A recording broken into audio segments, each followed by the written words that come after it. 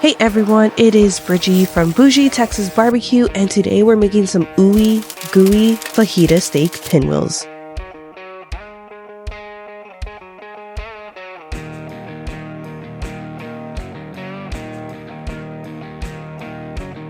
So the first step we're going to do is we are going to prep our skirt steak, and also sub flank steak if you don't like skirt steak.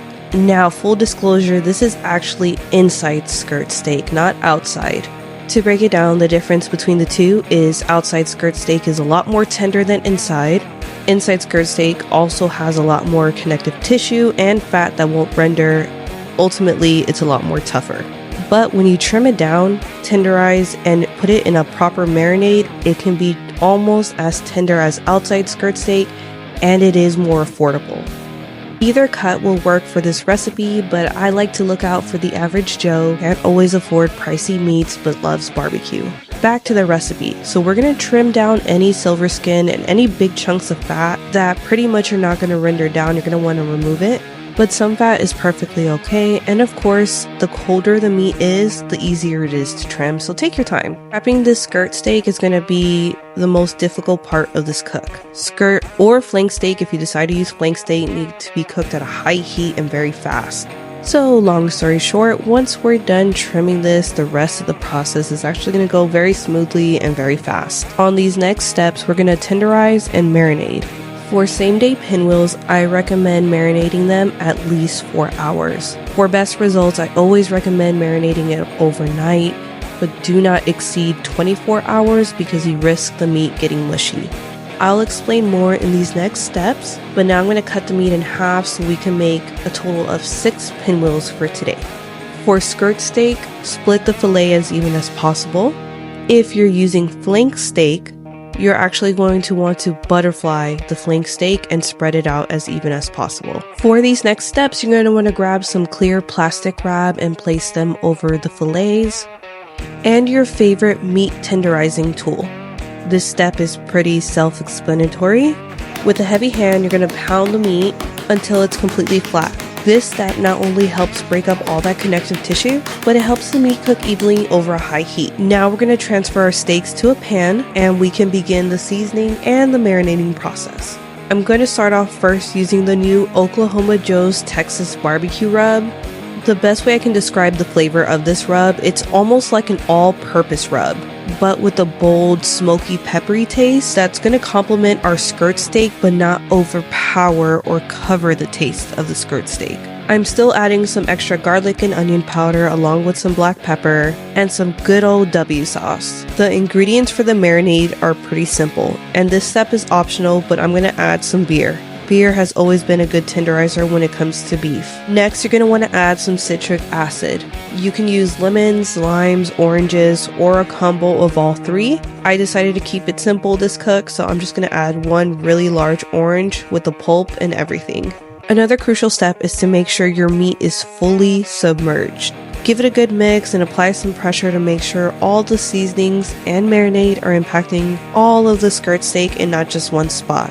Alright, so just wrap it nice and tight, let it hang out in the fridge for at least 4 hours, but do not exceed 24 hours. Okay, it's officially the next day, so let's go ahead and prep our pinwheels. Now it's time to pull out our skirt steak. I wish they looked as pretty as when we originally threw them in there, but that's how you know your marinade did its job, when they come out looking like this. As you pull them out, you can try and shake off any excess marinade, and then flatten them out on your cutting board or prep area. Next, you're going to want to grab some paper towels and pat dry any excessive marinade or seasonings that are laying on top of the meat. It's not that big of a deal if you don't get all of it off, just try your best and move on. Alright, so let's fill our pinwheels. You can use any cheese, but I'm using Monterey Jack cheese today. You can always use pepper jack cheese or a Mexican cheese blend. Or you can just completely skip this part and not add cheese. That's 100% okay. Now I'm going to add a melody of bell peppers. This step is also optional. You can fill your pinwheels with whatever you like. But if you like yours a little spicier, you can always add jalapenos as well. But do not overstuff. Try to make an even layer of each filling, not only because it'll be hard to roll and keep all those fillings in place, but we also want our pinwheels to cook evenly at a high heat. This is just my recommendation. So as we begin to roll, you're going to want to press down on your fillings as you roll. This will help keep your pinwheel nice and tight. So again, I'm going to roll this one a little bit slower. As you can see, I'm tucking and pressing down on the filling and rolling at the same time. Stay with me, guys. We're almost there.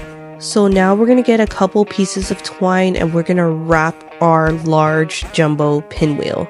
This step is going to help keep everything in place. So before we actually slice and insert our skewers, we are actually going to let them cool in the fridge or freezer for about 30 minutes before throwing them on the pit. Please do not skip this step. Cooling them in your fridge or freezer before they actually go on the pit is going to help keep your fillings in place. Also, don't forget to submerge your skewers in water a couple hours before use. You can also let your skewers sit in water overnight. Okay, back to the twine. Make sure you wrap them nice and tight, and then you can cut off any remaining twine, and then we'll finally be almost done prepping our pinwheels. The last step we need to do before allowing them to chill in the fridge or freezer is to give them a nice seasoning bath.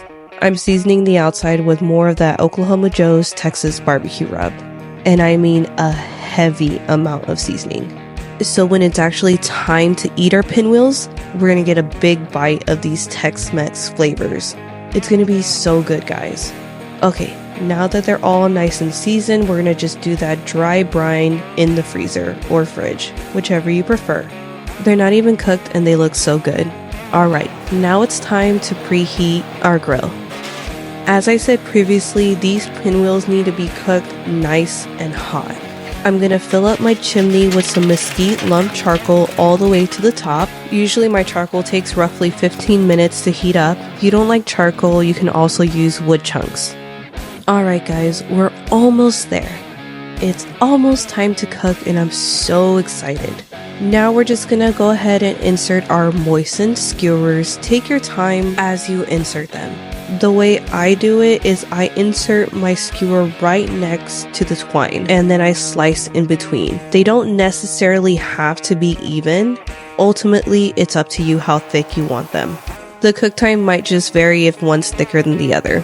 Now that our grill is nice and hot, we can go ahead and add our pinwheels. I did grease my grates before I started my fire to help prevent any cheese from sticking. But now we're just going to let them do their thing, 3 to 5 minutes on each side, depending on their thickness. We are halfway through our cook, so now it's time to flip and rotate your thicker pinwheels if needed. But as you can see, majority of the filling is still intact.